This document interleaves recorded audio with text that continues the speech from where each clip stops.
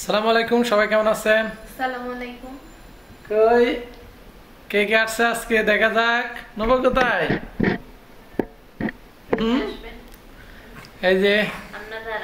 তো আজকে আপনাদের কিছু গুরুত্বপূর্ণ প্রশ্নের উত্তর দেওয়ার চেষ্টা করব। আমাদেরকে অনেক দিন ধরে অনেকে প্রশ্ন করতেছেন, মিজান ভাই আপনি খুলনা শহরে কি চাকরি করেন, আর আপনাদের বাসা ভাড়া কত, আর আপনারা কেন বাড়ি থেকে বের হয়ে চলে আসছেন, অনেক ধরনের প্রশ্নের উত্তর কিন্তু আজকে দেওয়ার চেষ্টা করব।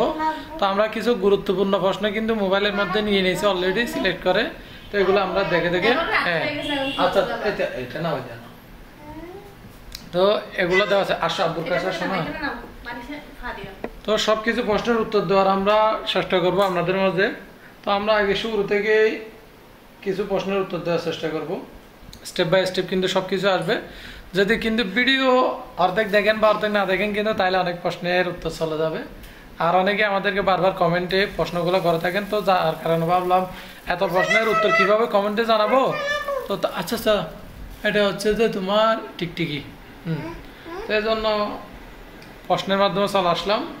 তো বিশেষ করে বারবার আমাদেরকে যে প্রশ্নগুলো করে সেগুলোই তো দেওয়ার চেষ্টা করবো আজকে। এখানে একজন ভাই আমাদেরকে প্রথমে কমেন্ট করেছে, ফেরুদুস কবির, যে ছেলে রক্তের সাথে মানুষের সাথে মিলেমিশে থাকতে পারে না সে বাইরের মানুষের সাথে কি করে থাকবে। এই যে দুষ্টামি শুরু করছে, এদিকে আসো। বিশেষ করে ওই ভাইটা বোঝা, এদিকে না এদিকে দাঁড়াতে বলছি না, ওই ভাইটা বোঝাতে চাইছে যে মানে আমরা ভাই বোনদের সাথে মানে বাড়িতে মা বাবার সাথে থাকতে পারি না, এখানে কি করে থাকবে এরকম। সেই প্রশ্নের উত্তর দিতে গেলে কিন্তু অনেক লম্বা হবে, তো আমি এত লম্বাতে যাবো না, সংক্ষিপ্তভাবে দেওয়ার চেষ্টা করব। সেটা হচ্ছে যে মা বাবার কাছে বিয়ের পরে সন্তানরা ঠিকই একরকম, আবার বিয়ের পরে অন্যরকম হয়ে যায়। কারণ মনে করেন যে বউ আনার পরে তারপরে বাচ্চা হয় অনেক, তাদের মধ্যে মানে বিয়ের পরে জীবনটা অন্যরকম। যারা বিয়ে করছেন তারা হয়তো জানেন। তোমাকে দাঁড়াতে বলছি না, এদিকে আসে, দুষ্টামি করলে তো হবে না। তো বিয়ের পরে বিশেষ করে অনেক ধরনের বাড়িতে সমস্যা হয়, তো যারা বিয়ে করছেন তারা তো এটা জানার কথা। শুধু যে আমার পরিবারে বা আমার ক্ষেত্রে সমস্যা সেটা না, এরকম আব্বুর কান্না, আমি কান্না করতেছি নাকি তুমি মুছে দিচ্ছ?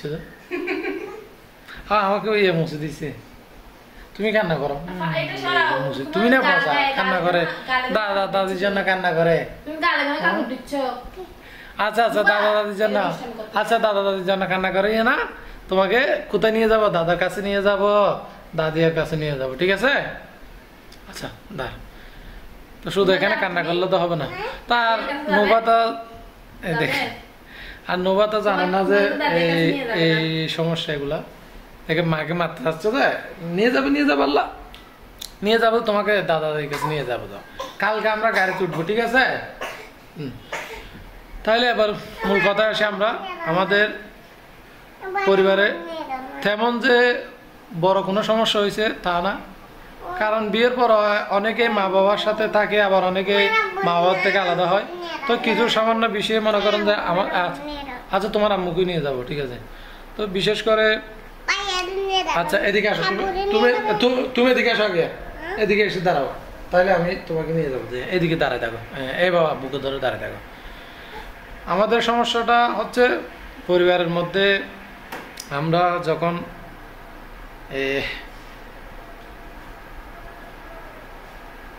কিছু মাছের প্রজেক্টের বিষয় নিয়ে আমাদের মধ্যে একটু ইয়া হয়, কারণ এখানে দেখাশোনা করতে যেতে হয়, এই সে মানে বলতে গেলে পারিবারিক কাজের কারণে কেউ একটু বেশি করে কেউ কম করে এগুলো নিয়ে কথা, মানে বিয়ের পরেটা হচ্ছে বোঝাতে খুবই কষ্ট হচ্ছে। এটা হচ্ছে এত কথা কিন্তু এখানে বলাও ভালো না। তো কিছুটা বলতে গেলে সেটা হচ্ছে যে কিছু তর্কের কারণে আজকে এই পরিস্থিতি। তো সেখানে আমরা প্রথমে আলাদা হয়েছিলাম, আলাদা হওয়ার পর আপনারা তো দেখছিলেন আমরা বাড়িতে তৈরি করছিলাম ছোটো ধরনের। এরপর আরেকটু বড় করে করার কথা ছিল, কিন্তু বৃষ্টির কারণে করতে পারতেছি না, আর বৃষ্টির কারণে সেখানে কোনো কাজই করা হচ্ছে না। তো ভাবলাম ঢাকা শহরে হয়তো কোনো একটা চাকরি পাবো বা সেখানে গেলে কিছুটা ভালো হবে, এই পরিস্থিতি নিয়ে এখানে আসা। তো ঢাকায় তেমন ভালো কিছু না হওয়ার কারণে খুলনায় চলে আসা। তো পরিবারের মধ্যে ভালো খারাপ এরকম সমস্যা হয়, সেটা যে আমার ক্ষেত্রে তা না, যারা বিয়ে করছেন তারা অবশ্যই জানেন। ছোটো বিষয় নিয়ে অনেক কথা কাটাকাটি হয়, এটা বিয়ের পরে। তো যারা বিয়ে করবেন তারা অবশ্যই বুঝবেন, আর অনেকের মধ্যে হয় না। তো ইনশাআল্লাহ তারা যেন ভালো থাকে, আমরা দোয়া করি যেন সারা জীবন থাকে। আমরা তো চাই না যে কেউ খারাপ থাকুক। তো হয়তো আমাদের কপালে খারাপ ছিল, এটুকুই। তারও কিছু প্রশ্নের উত্তর দেওয়ার চেষ্টা করব। কেন চলে আসছি বলতেছেন, এই জন্যই বললাম যে পরিবারের মধ্যে সমস্যা।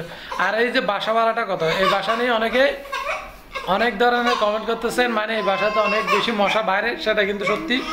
বাইরে প্রচুর পরিমাণ, ওইদিকে জঙ্গল মতো, এটা আমরা পরিষ্কার করার মতো সম্ভব না, কিন্তু আমরা উঠানগুলো পরিষ্কার করি। কিন্তু উঠানের বাইরে যে খালি জায়গাটা আছে ওইটা তো অনেক বেশি, ওইটা এই মালিকেরও না, এই বাড়ির মালিকেরও না হয়তো, সেই জন্য তো ওইগুলো পরিষ্কার করা অনেক সমস্যা।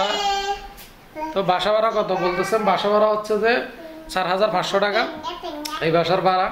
তার অনেকে আমাদের বাসার অ্যাড্রেসটা অনেকে চিনেন ভিডিও দেখে, আর অনেকেই বেশি রিকোয়েস্ট করতেছেন মানে আমাদের বাসার ঠিকানা মূল অ্যাড্রেসটা দেওয়ার জন্য। আবার অনেকে আমাদেরকে কমেন্ট করছেন, মিজান ভাই আপনি তো সেখানে একা আছেন, মানে খুলনা শহরে তো কোনো আপনার আত্মীয় নেই, তো এখানে মূল অ্যাড্রেসটা দেওয়া ভালো হবে না। এমনি খুলনায় আছেন বা সেটা ঠিক আছে, বাইরে দেখা করেন, কিন্তু বাসার অ্যাড্রেস, কারণ আমি বাসায় থাকি না, সবসময় বাইরে থাকি। তো ওই ভাইয়ের কমেন্ট আমার খুবই ভালো লাগছে, যার কারণে আপনারা কীভাবে নেন যায় না, কিন্তু যারা আমাদেরকে ভালোবাসেন তারা অবশ্যই পজিটিভলি নেবেন। তো আমরা ফেসবুকে যাদের সাথে অ্যাড আছি বা যাদের সাথে ভালো কথা হয় তারা অবশ্যই আমাদের সাথে দেখা করবে, কিন্তু বাসার অ্যাড্রেসটা আপাতত রাখলাম, কিন্তু খুলনা কালিশপুরের মধ্যে আছি, এর কাছাকাছি। তো বিশেষ করে আপনাদেরকে তো ঠিকানা দিয়ে দিলাম, কিন্তু ওই যে বাড়ির মূল অ্যাড্রেসটা একটু হাইট রাখলাম আর কি। তারপরে আরেকজন ভাই কমেন্ট করতেছে, মিজান ভাই নোভাকে নিয়ে একজনে কমেন্ট করছে, মেয়েকে ডাক্তার কেন দেখাও না, সারাটা শরীর চুলকানি ভরে গেছে, মেয়েটা কিভাবে চুলকায়, তোমার এগুলো খেয়াল করো না। আর বিড়াল পালন করছো খুব ভালো, এগুলো পোষা বিড়াল না, বাইরে করে তাই যদি কখনো বাচ্চাদের আর কামড়ে দেয় তিনের মতো ভয়ঙ্কর রোগ করতে পারে, যাতে জীবনহানি হয়, কাজে অসুবিধা। মানে ওই আপুটা বোঝা চাইছে যে বিড়াল নিয়ে বলছে, মানে বিড়াল থেকে বা আসর দিলে বা কামড় দিলে মানে সমস্যা, তা আমরা জানি, তাও একটু দূরে রাখার চেষ্টা করি। আর নোভা একটু কাছে চলে যায়, ছোটো বাচ্চা তো, এই জন্য তার বিড়ালগুলো যে অন্য বিড়ালের মতো একটু ইয়া টাইপের না, হিংস্র টাইপের না। এই বাড়িতে অনেক আগে থেকে ছিল, কিন্তু আমি যতটুকু খেয়াল করলাম এই বিড়ালগুলা সত্যি কথা বলতে মানে আপনার গায়েও আক্রমণ করে না বা গাও ইয়ে করে, মানে চারদিকে ঘুরে এই আশেপাশে এরকমই থাকে। তাও এমনি সতর্কতা থাকতে হবে অবশ্যই। তো আর নোভার যেটা ইয়ে নিয়ে, নোভাকে তো আমরা সেখানে থাকতে অনেক চিকিৎসা করছি, আর এখানে খুলনা শহর আসার পর আমরা তেমন এখানে ভালো কোনো কিছু চিনি না। আর একজন আমাদের ওই দিন কমেন্টে বলছে যে খুলনা শিশু হাসপাতাল নাকি অনেক ভালো। তো ভাবতেছি এই মাসের শেষের দিকে নিয়ে যাব, হয়তো ইউটিউব থেকেও কিছু টাকা পাবো বা চাকরি থেকেও কিছু টাকা পাবো, তো এগুলো নিয়ে যাবো ভাবতেছি, কারণ এখানে আমরা ভালো আছি না, হয়তো একটু টাকাও লাগতে পারে জন্য। তো এমনি নোভার যে আগে স্লিপের ওষুধগুলো ছিল এগুলো খাওয়ানোর পর এখন অনেকটা সুস্থ দেখাচ্ছে এই চুলকানিগুলো। আবার মাঝে মধ্যে বেড়ে যায়, কিছু বুঝতেছি না, এগুলো কিন্তু অনেক ছোটো থেকে হয়েছে। আপনারা যারা আমাদের নিয়মিত ভিডিও দেখেন তারা তো হয়তো বুঝবেন। তো ইনশাল্লাহ এখন কিন্তু ভালো আছে। এখন না, এখন ওষুধ খাইতে হবে না, এখন খাইলে মায়ের দিব মাসের দিকে। তো এমনি এখন ভালো আছে, এখন গেলে তো তোমাকে মারবে। আসো আসো না আব্বুর কাছে, তাহলে আমি নিচাকে নিব। তো আর বেশি কিছু বলবো না আপনাদেরকে, এই যে শুধু বাবা বাবা করে, শুধু বাবা বাবা করলে হবে? হ্যাঁ, আব্বুকে আদর করলে হবে না তো? আব্বুকে নাকি ও আইফোন কিনে দিবে, মানে কি আব্বুকে কি কিনে দিবে এটা বলো তাহলে? আইফোন কিনে দিবে, আর কি দিবে? আর কি কিনে দিবে আব্বুকে? বড় হলে আব্বুকে মানে ও আইফোন কিনে দেয়, তারপরে আমি ওকে ঠিকঠাক দেখার জন্য নাকি মোবাইল দিব, এখন ও বড় হলে আমাকে শার্ট কিনে দিবে, মানে এরকম কিনে দিবে, লুঙ্গি কিনে দিবে, সব কিছু কিনে দিবে। আম্মুরে কিছু দিবে? আম্মুরে দিবে না, দেখেন আব্বুরে দিবে। আচ্ছা ঠিক আছে, তাহলে বন্ধুরা আর বেশি কিছু বলবো না আজকে আমরা এখানে শেষ করতে। সবাই ভালো থাকবেন, সুস্থ থাকবেন, আল্লাহ হাফেজ।